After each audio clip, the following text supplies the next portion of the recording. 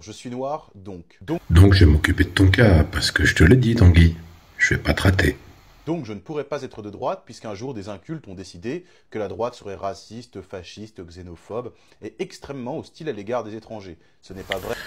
Peut-on considérer que la droite, et comme tu l'as dit, c'est toi qui le dis, hein, c'est pas nous, c'est toi, que la droite serait xénophobe en France, xénophobe, raciste, hostile aux étrangers? Alors, pour être tout à fait précis, l'essence même de la droite, c'est pas ça. Si on se réfère à la création de la droite en France, on peut estimer que c'est porté par le gaullisme, les valeurs du gaullisme, et que donc, même si le général de Gaulle était un des chantres de la colonisation, puisque ça correspond à son époque, on peut considérer que la droite n'est pas nécessairement raciste, xénophobe, comme tu le dis, c'est toi qui le dis, et hostile aux étrangers. On ne va pas faire de généralité, il faut l'inscrire dans un discours politique cohérent. La droite et l'extrême droite, c'est deux choses différentes.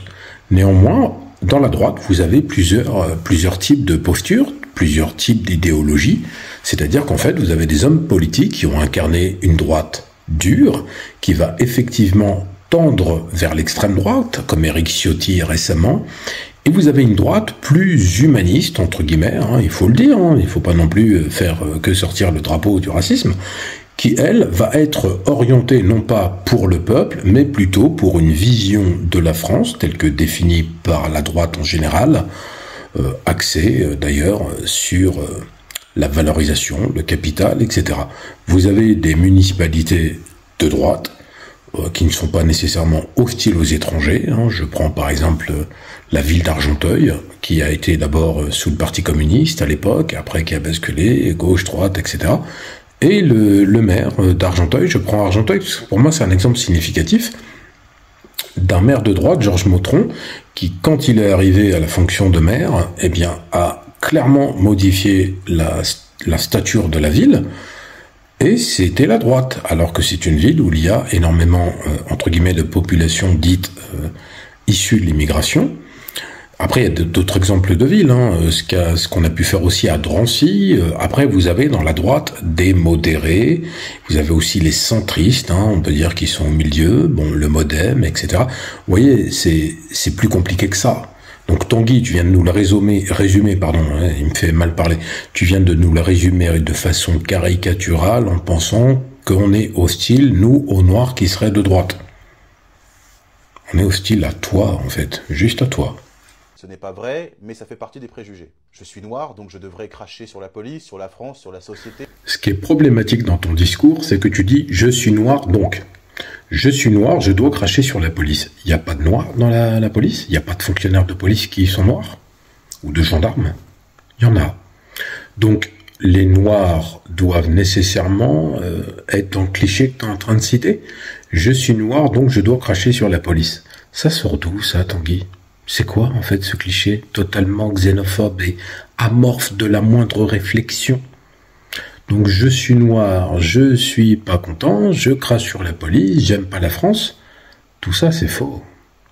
Mais bon, on va continuer à t'écouter parler, parce que tu es dans une posture victimaire, en voulant jouer avec un costume, gris, mais ta tête, tu peux pas la changer. Le boubou t'irait beaucoup mieux. Mais, en tout état de cause, ton propos est creux et sans aucun fond. L'art oratoire, ça se travaille, mon cher Tanguy. Il suffit pas d'apprendre des discours comme un perroquet. En disant que la société me ferait du mal parce que je suis noir, en disant que je serais discriminé par l'État, et en disant que la police risquerait de me tuer parce que je suis plus foncé que les autres. Je suis noir. Tu dis des bêtises qui sont aussi grosses que toi, mais on doit commenter.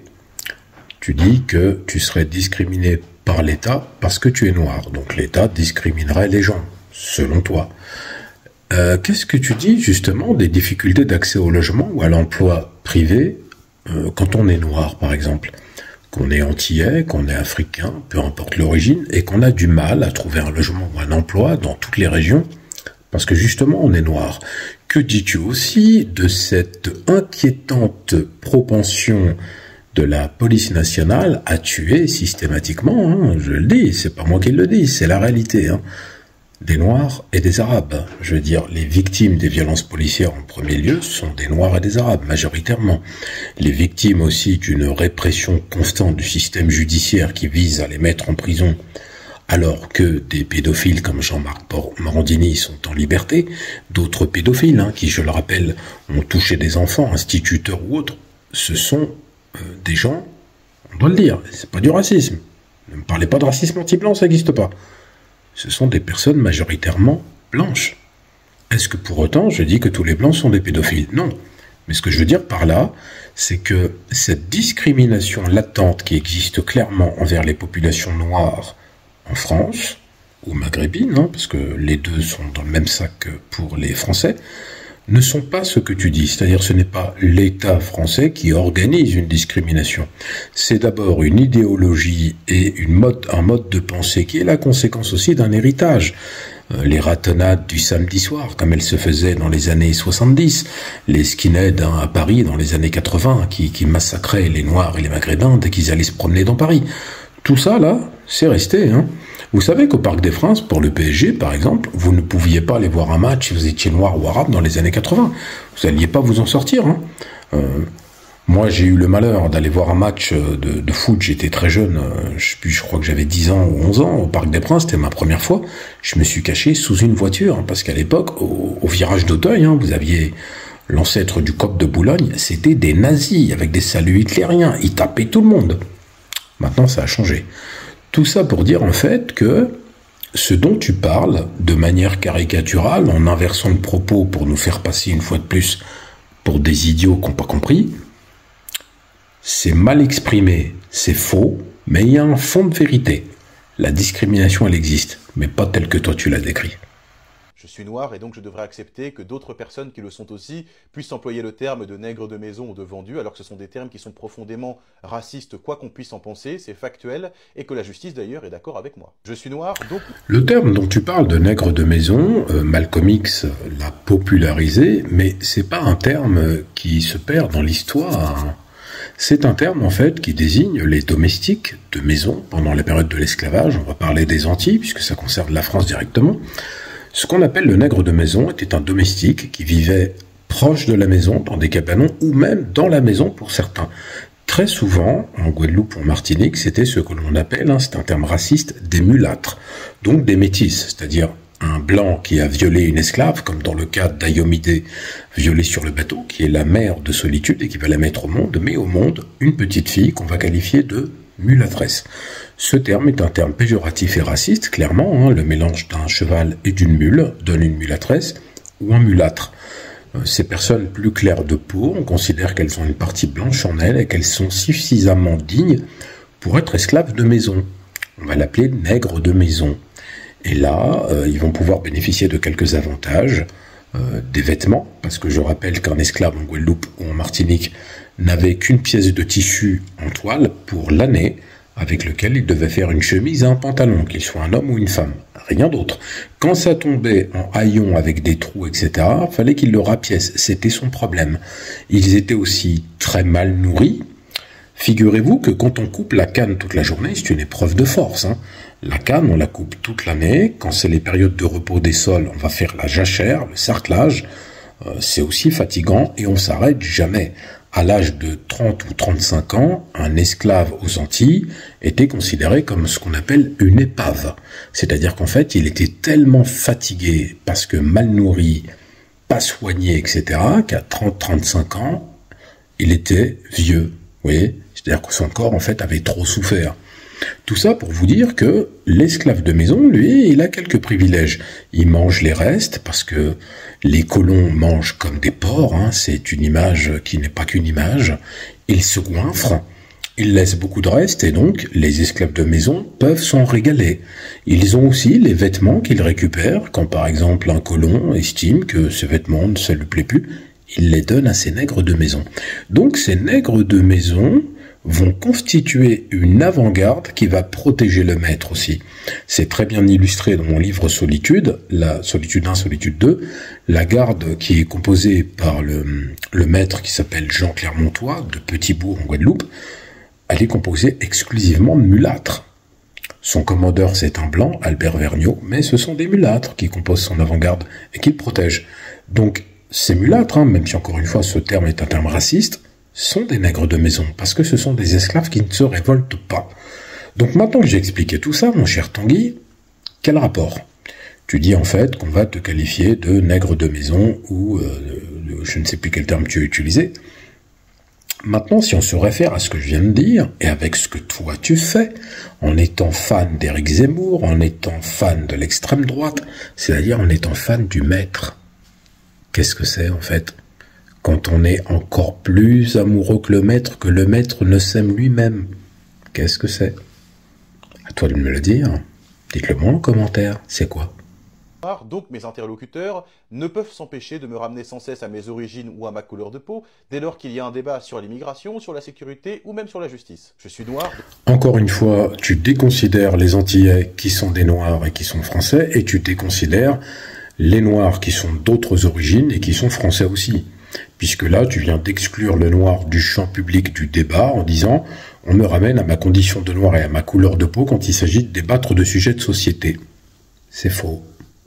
Je suis noir, donc je devrais cracher sur Napoléon Bonaparte et ses 15 années de règne parce qu'il a rétabli l'esclavage en 1802 avant... Mais bien sûr, parce qu'il a rétabli l'esclavage en 1802, il a envoyé des chiens à Saint-Domingue, devenu Haïti, en 1802, pour dévorer des Noirs, qui ont été dressés à ce titre-là à Cuba, parce qu'aussi il a imposé à Haïti une dette tellement énorme que Haïti ne s'en est jamais relevé, et comme l'a dit mon ami Pat de Guadeloupe, il l'a rappelé, moi je le savais, mais c'est bien de le rappeler, Haïti s'est endetté auprès du CIC, Banque française, pour pouvoir payer cette dette, les intérêts, et ils n'ont jamais pu s'en relever. Et Napoléon, qui a été, je le rappelle, responsable direct de la mort de plus de 4 millions de personnes, qu'il a fait la guerre dans toute l'Europe, au point où il a été exilé sur une île pour qu'on n'entende plus jamais parler de lui. Ah oui, Napoléon, c'est sûr qu'il faut le révérer, qui a été tiré sur les Égyptiens sans aucune raison, et il a envahi partout, et qui a dit que le nègre, parce que c'est comme ça qu'il appelle les gens noirs, Tanguy, ne t'en déplaise, que le nègre, en fait, on ne pouvait pas lui laisser, il parlait d'Haïti, on ne pouvait pas laisser des nègres avoir un pays, une république, parce que sinon ça allait créer des précédents.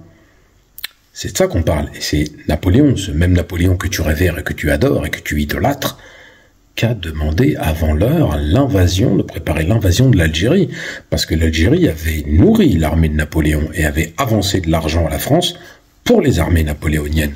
Je rappelle qu'en 1789, quand la France coupe la tête à un roi, n'est-ce pas, Marie-Antoinette à une reine, Révolution française, fin de la monarchie, pour hériter de quoi, quelques années après, d'un capitaine qui passe colonel, qui tire sur ses propres concitoyens en France à Toulon, qu'on bombarde général avant l'âge de 30 ans, et quand il est général, qu'il plaît ainsi, il devient premier consul, comme si on était dans l'Empire romain, et après il s'autoproclame empereur. Donc on enlève un roi, c'est remplacé par un empereur d'1,70 m environ, 1,69 m, ça dépend d'où on se place, qui est tellement imbu de sa personne et de lui-même qu'on va dire que il a inventé le code civil, la Banque de France, Napoléon, merci Napoléon. Il a surtout fait la guerre et la guerre. Donc, moi Napoléon, non, c'est pas un héros du tout. Maintenant, ceux qui le pensent, les nostalgiques, allez réviser votre histoire et on en reparlera. Donc, rétablir l'esclavage alors que c'était une avancée, il avait été aboli en 1794. Félicitations, Napoléon. Allez lire les lettres et les correspondances qu'il a eues au sujet des Noirs et ce qu'il en pensait vraiment. Mais qu'un Noir dise ça, c'est totalement honteux. Avant de faire un premier pas pour l'abolir en 1815. Alors tu viens de mentir effrontément, mais l'histoire ne ment pas.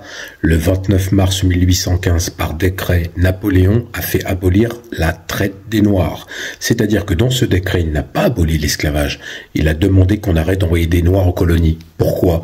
Parce que Haïti, c'est devenu une république en 1804, et qu'en fait, ça l'a tellement ulcéré, il en est mort d'ailleurs d'un ulcère, si vous regardez bien, ça l'a tellement ulcéré qu'il a dit « Arrêtez d'envoyer des Noirs dans les colonies, puisque vous renforcez de futures armées, de futurs ennemis. Et puis surtout, il a eu aussi en 1802 la guerre en Guadeloupe, où il a constaté que les Noirs allaient de plus en plus se révolter. Donc en aucun cas, il a aboli l'esclavage en 1815. Il a été aboli par la France en 1848, après que le nègre marron en Martinique ou aux Antilles ait fait la misère aux Français, et aussi à La Réunion, et aussi en Guyane. C'est à cause de ça qu'il y a eu l'abolition, et pas pour autre chose. Donc là, tu viens de te tromper. Boum. Et surtout, je ne devrais pas aimer l'histoire de France parce qu'apparemment, comme je suis noir, ça ne pourrait pas être la mienne non plus. Je suis noir. Mais Tanguy, ça peut pas être la tienne. Tu es né au Mali, t'as été adopté à l'âge de 3 mois, t'es né au Mali, t'es malien. Après, t'as été adopté, t'as été ramené en France. Mais t'es un malien. Le Mali, c'est quoi? C'est quoi? Création de la France, Grand Soudan, c'est comme ça que ça s'appelait avant, les grands empires du Mali, Mansa Moussa, etc., Tombouctou, le Mali a rayonné en Afrique par sa richesse et sa puissance. La volonté de la France a été de l'écraser. Je veux dire qu'en fait, le Mali, c'était pas que le Mali, c'était un royaume très étendu, allant jusqu'au Sénégal, la Mauritanie, les Bambara, les Mandingues, etc., le Fouta Toro, il y en a tellement de choses à dire. C'est une histoire tellement riche que c'est triste que tu fasses honte justement à ton histoire originelle en disant « Mais je pourrais pas être de l'histoire de France qui est pas la mienne. » C'est pas la tienne. T'es malien, que tu le veuilles ou non.